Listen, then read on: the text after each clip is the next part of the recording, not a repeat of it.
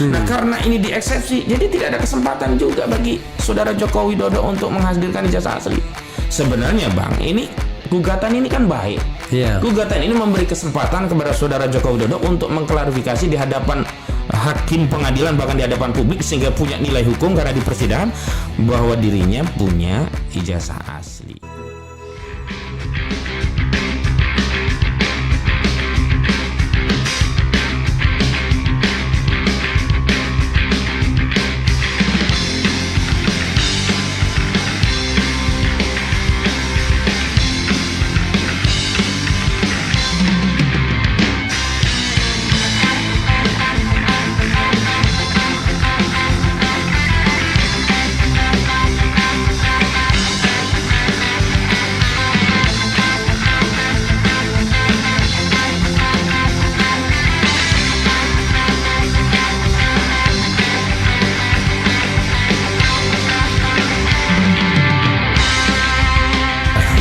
Bismillahirrahmanirrahim. Yang pertama yang ingin saya klarifikasi Bang, nomenklatur putusan itu bukan ditolak, tapi tidak dapat diterima. Karena putusan yang dibacakan itu bukan putusan terkait pokok perkara, tapi putusan sela. Dalam putusan sela itu memang ada eksepsi dari para tergugat ya, termasuk Jokowi dan juga beberapa pihak lain yang digugat. Di dalam eksepsi itu mereka menyatakan bahwa pengadilan tidak berwenang mengadili. Nah, lalu dalam putusan sela itulah dikatakan oleh pengadilan bahwa pengadilan menyatakan tidak dapat menerima atau gugatan tidak dapat diterima karena pengadilan tidak memiliki kewenangan. Memang kami belum tahu reason secara lengkap karena putusan sela itu kan tidak dibacakan bukan kami langsung. Ya, Anda ya. Kalau kami seolah-olah Anda mewakili lawyer yang lain. Ya, kami yang dimaksud adalah tim daripada yang terlibat itu kan ada yang formil, ada juga yang di belakang, dan saya terus diajak koordinasi oleh Bang Egy terkait materi muatannya walaupun secara formil tetapi secara material kami terlibat. Bukan secara formil tidak terlibat tapi secara informal terlibat Begitu.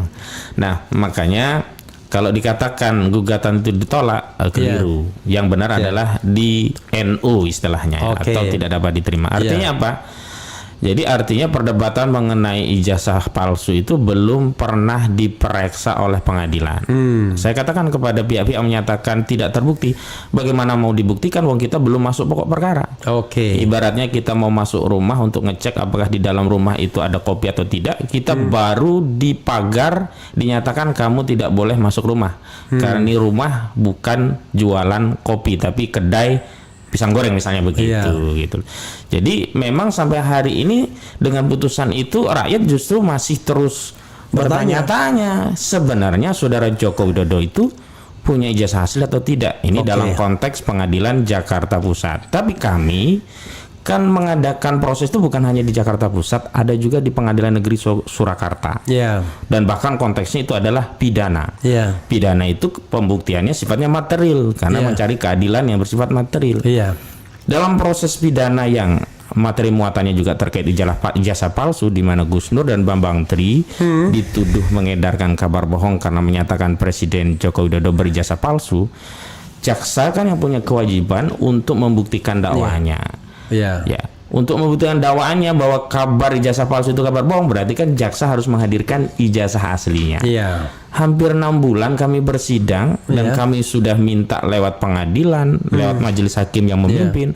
Kita berkoordinasi juga dengan jaksa. Maksud saya gini Bang, saat itu kalau jaksa bisa menghadirkan ijazah asli Jokowi, kita juga selesai gitu. Kita juga bersyukur, oh ternyata presiden kita itu punya ijazah asli. Ternyata Bambang Tri itu keliru. Ternyata Gus Nur itu keliru.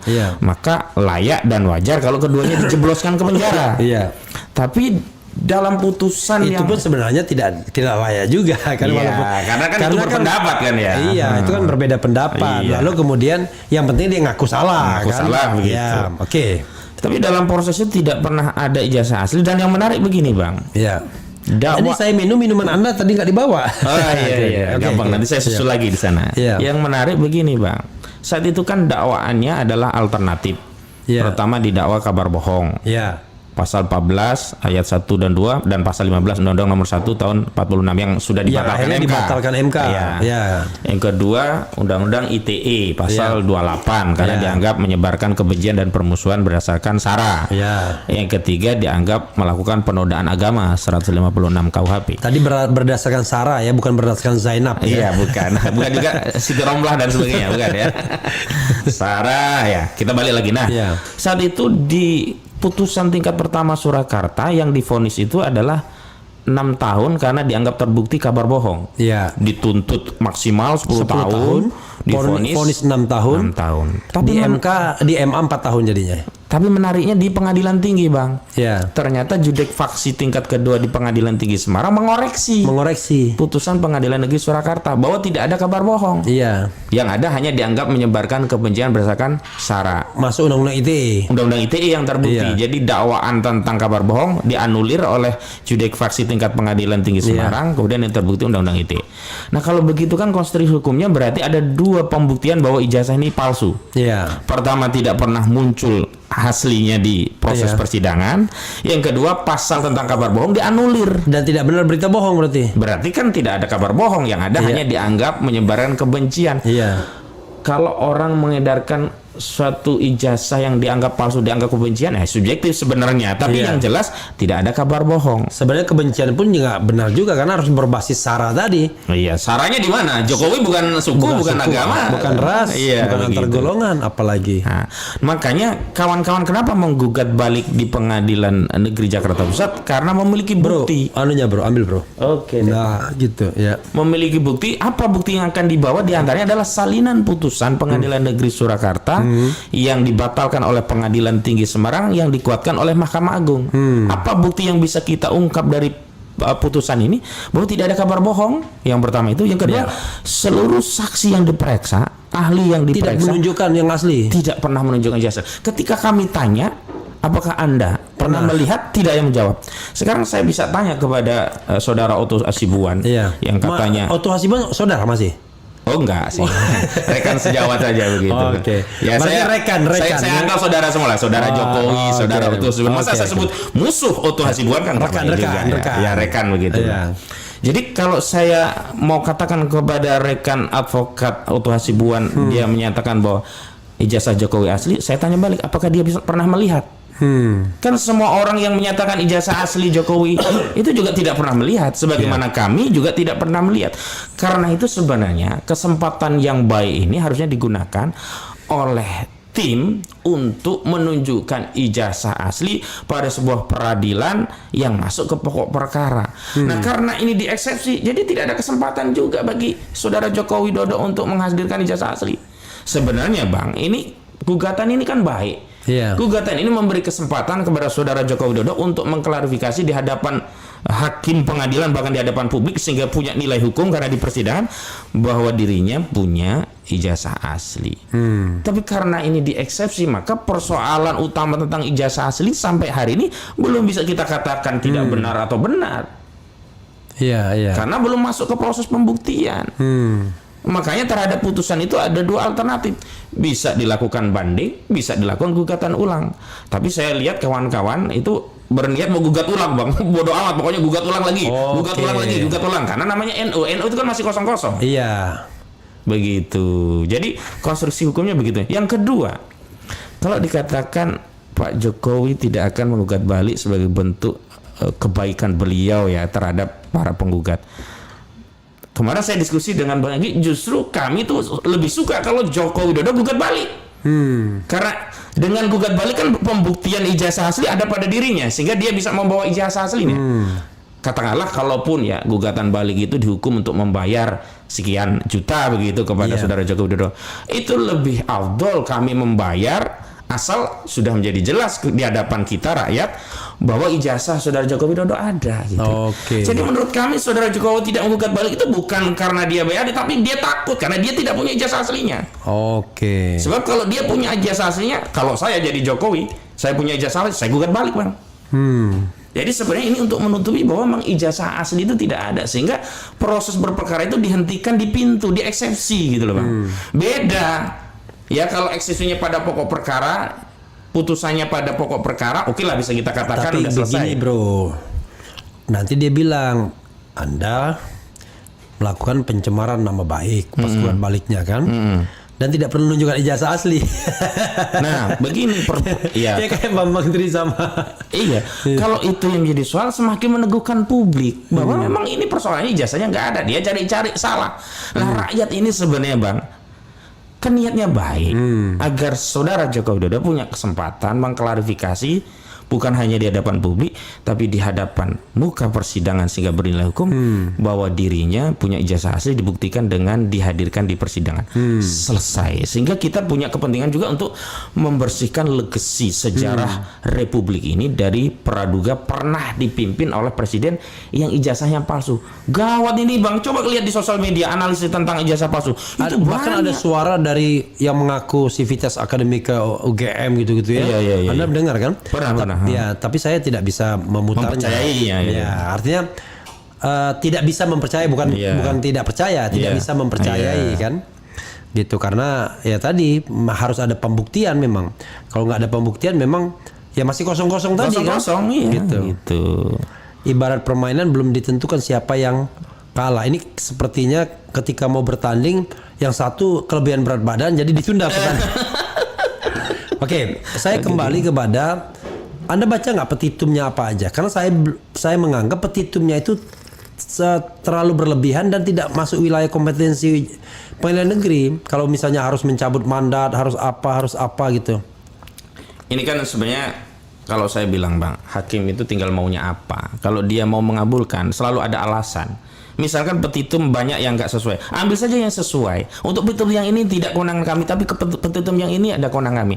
Petitum utama kan menyatakan saudara Joko Widodo melakukan perbuatan melawan hukum.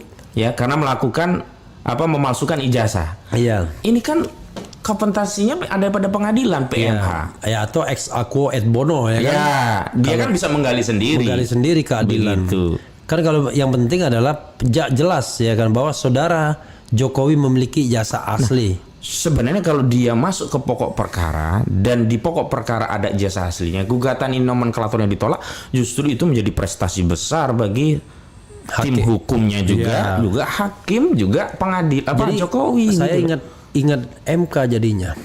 Tim hukumnya itu tidak pernah membuktikan menolak dalil kita, ya nolaknya MK sendiri.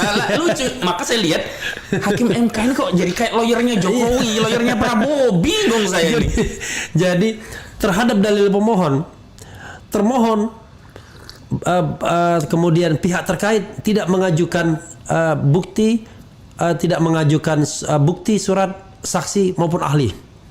Namun setelah MK memeriksa dengan seksama, ya kan, maka dikomunikasi gini bahwa itu cuma sekedar berita online dan pemohon tidak menyertakan bukti penguat berupa saksi dan ahli.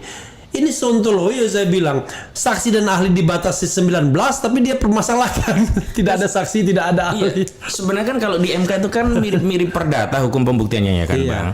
Apa dalil yang tidak dibantah berarti kan diakui gitu loh. Iya. Nah, hanya memang tadi bisa saja si hakim menggali itu sepanjang ada fakta. Kalau ini kan enggak, seolah-olah hakim menjadi lawyernya Prabowo gitu. Tapi sebenarnya tidak. Jadi gini ya, dia bukan pidana yang mencari kebenaran material satu demi satu, bukan juga perdata yang mencari kebenaran formil tapi dia sebenarnya balik kepada konstitusi, yaitu menjaga marwah konstitusi pemilu yang luber dan jurdil.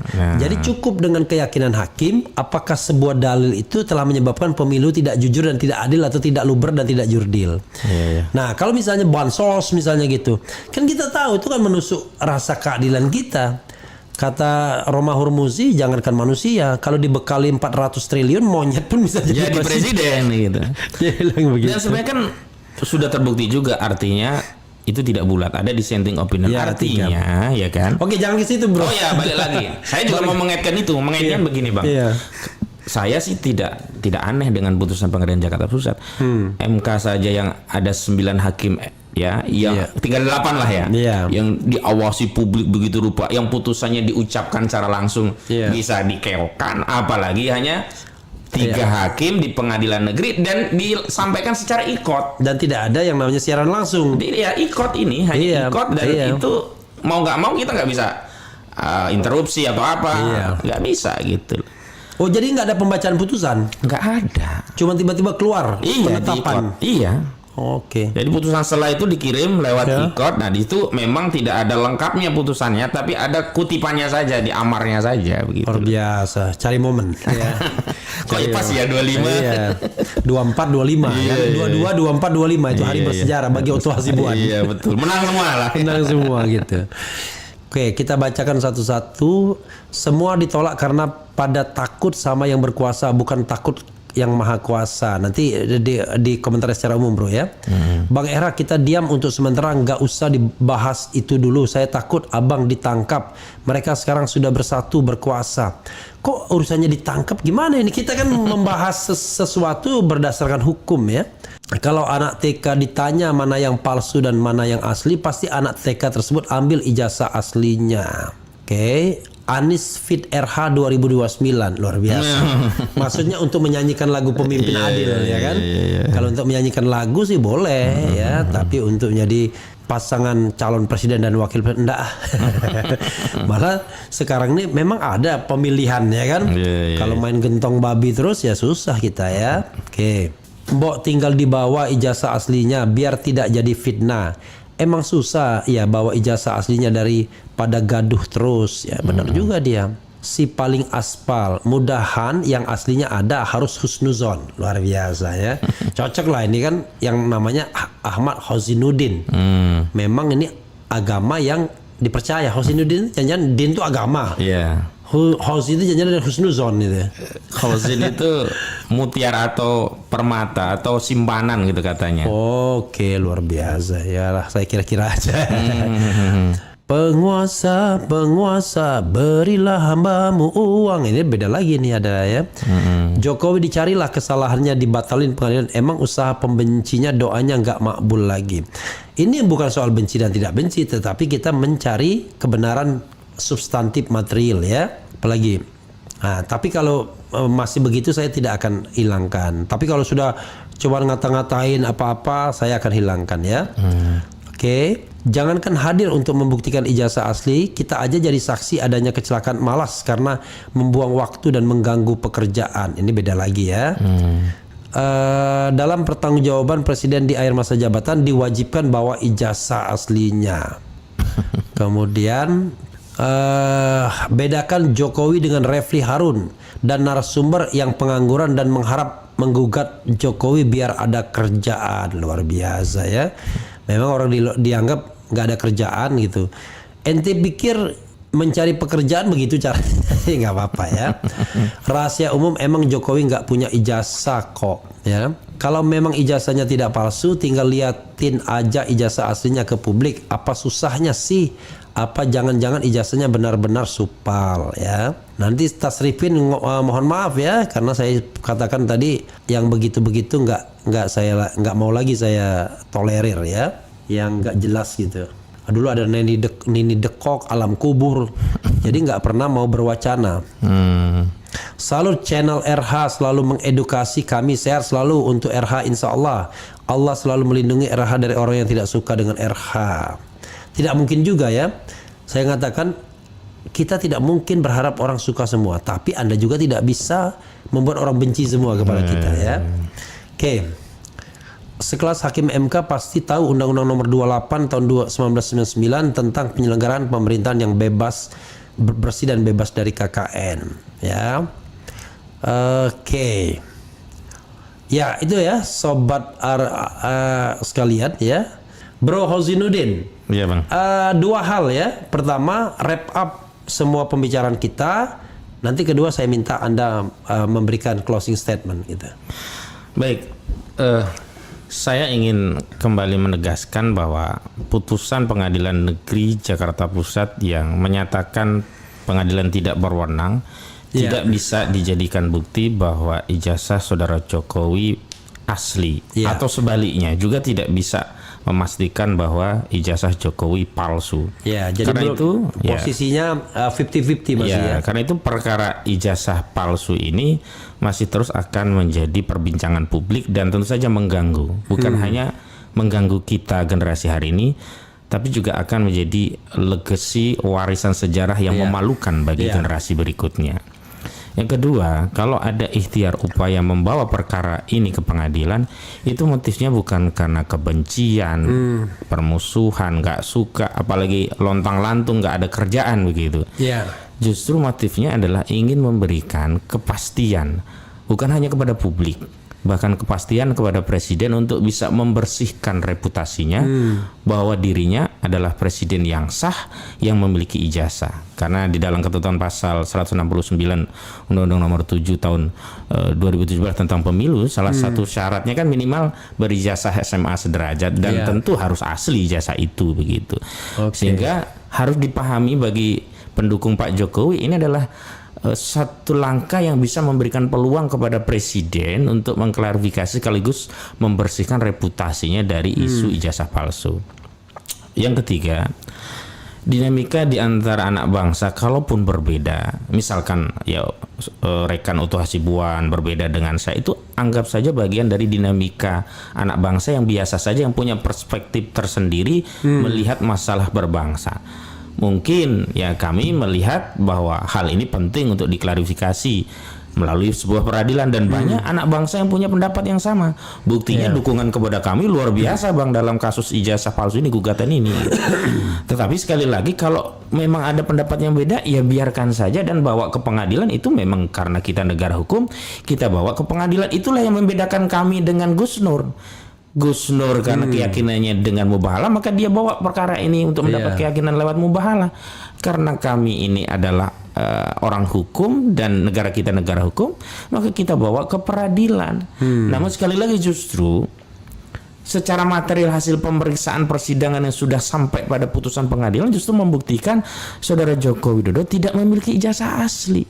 Yaitu dibuktikan dengan pengadilan negeri di Surakarta yang mengadili perkara Bambang Trimulyono dan Gus Nur yang kemudian dibatalkan kabar bohongnya itu oleh pengadilan tinggi Semarang, yang tadinya ada kabar bohong dianggap tidak ada kabar bohong, dibatalkan kemudian hanya dianggap sara gitu. Dan itu dikuatkan oleh Mahkamah Agung. Artinya apa? Ada dua bukti yang bisa menegaskan bahwa Jokowi tidak punya ijazah asli atau ijazahnya palsu. Yang pertama, dalam proses pemeriksaan selama 6 bulan, saksi-saksi juga dokumen tertulis tidak ada bukti yang ditunjukkan sebagai ijazah asli Jokowi. Saksi-saksi juga tidak pernah melihat ijazah asli Jokowi. Yang kedua, pasal yang dikenakan untuk menghukum Bambang Trimulyono dan Gus Nur yang sebelumnya dengan pasal 14 ayat 1 diancam 10 tahun divonis 6 tahun itu dibatalkan. Nah, saya kira ini yang harus menjadi pertimbangan bagi segenap rakyat Indonesia untuk melihat perkara ini.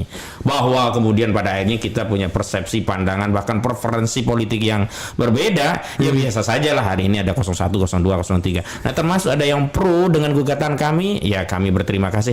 Ada yang kontra, kami juga tidak mengapa. Yang penting tadi, tidak pro kontra dengan dasar taklid buta. Kami menggunakan argumentasi dengan bukti. Bahkan Bang, bukti ini kan pernah kami bawa ke DPR RI saat Puan meminta kalau memang mau memakzulkan Presiden Jokowi, tolong bawa bukti dan apa urgensinya. Kami sudah bawa buktinya, urgensinya agar terjadi pemilu yang jujur dan adil, sebab kalau pemilu masih dipimpin Presiden Jokowi akan terjadi abuse of power, dan terbukti abuse of power.